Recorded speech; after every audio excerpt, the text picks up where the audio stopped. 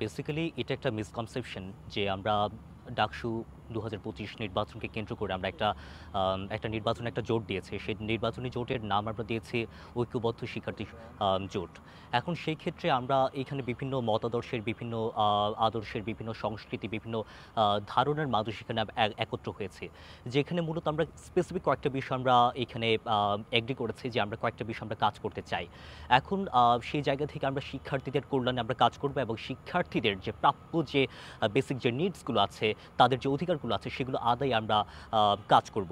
এখন সেই জায়গা থেকে আমি একটা কথা বলি যে 104 বছর হয়ে গেছে ঢাকা বিশ্ববিদ্যালয়ের, কিন্তু এখন পর্যন্ত এসে আমরা আমাদের সেমিনার করতে হয় যে কেমন ঢাকা বিশ্ববিদ্যালয় চাই।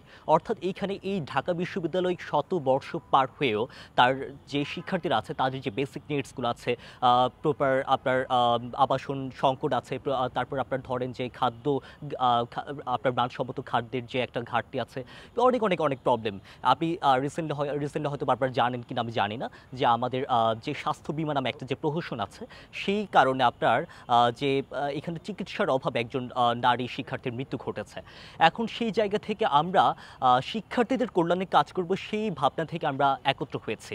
এখন আমরা এইখানে আপনারা যে কথাটা বলছেন যে শিবিরের যে প্যানেল, বেসিক্যালি আমরা একটা জোট করেছি আমি বললাম। এখন জোট মানে কি? জোট মানে এখানে একটা ডাইভার্সিটি থাকবে। এখানে বিভিন্ন ধারণার, বিভিন্ন সংস্কৃতির মানুষ, বিভিন্ন মতাদর্শের মানুষ এখানে একত্র হবে।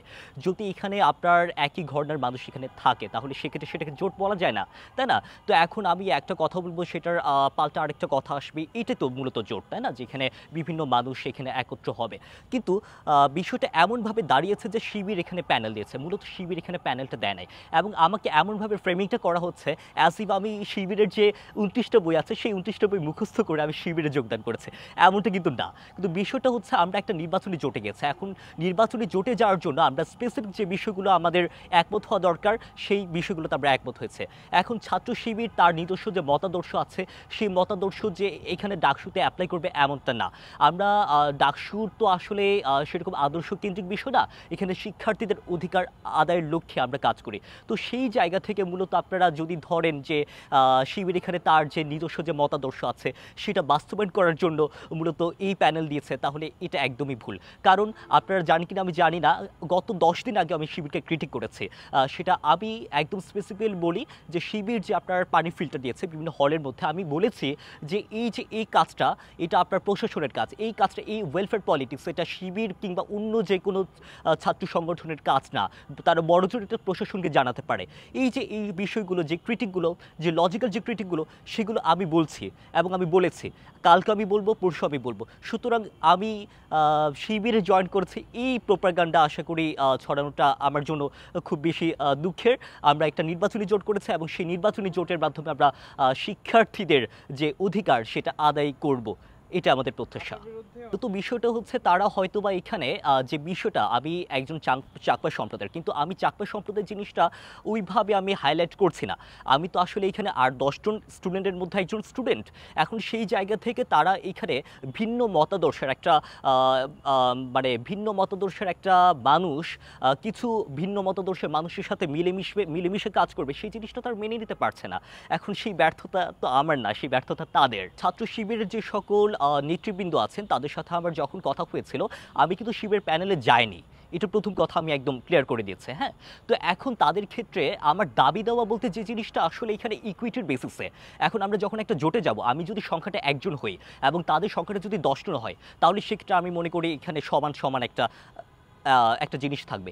সেই জায়গা থেকে দাবি দেওয়া, আমি কতটা ফ্রিডম পাবো, আমি কতটা কথা বলতে পারবো, সেই জিনিসটা আমি তাদের থেকে আশা করি অনুমতি নেওয়া লাগবে না।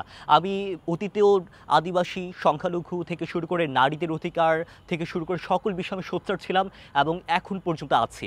আজকে আরেকটা বিষয়, একটা পত্রিকা তার একটা উপজাতি শব্দটা ইউজ করেছে। হ্যাঁ, তো সেই জায়গা থেকে অনেক বিভিন্ন ধরনের মানুষ আমাকে এইভাবে ক্রিটিক করার চেষ্টা করেছে যে আমি উপজাতি শব্দটার আমি প্রতিবাদ করবো কিনা। 100 ভাগ আমি যে আমার নির্বাচনী যে ইশতেহার আমি এখনো সেটা এখনো প্রকাশ করিনি, কিন্তু আমার যে ব্রিফটা ছিল, আমার যে পোস্টটা ছিল, সেখানে আমি একদম স্পষ্টভাবে আদিবাসী শব্দটা আমি এখানে উল্লেখ করেছি এবং আমাদের কমিউনিটির প্রবলেম আমি নিজে জানি। তো সেই জায়গা থেকে আমাদের যে যত ধরনের ধরনের সলিউশন, যত ধরনের প্রবলেম আছে সেগুলো সলভ করার জন্য আমি সবসময় সোচ্চার থাকবো। এবং নারীর অধিকার এই বিষয়টা, নারী আদিবাসী শব্দটা আমরা শুধুমাত্র আমি ব্যাশিং খাচ্ছি তাই বলে আমি বলছি এমনটা না। আমি এগুলো আগেও বলে এসেছি, এখনও বলছি, এবং ভবিষ্যতে আমার আমৃত্যু টিল মাই লাস্ট ব্রেথ আমি বলে যাব।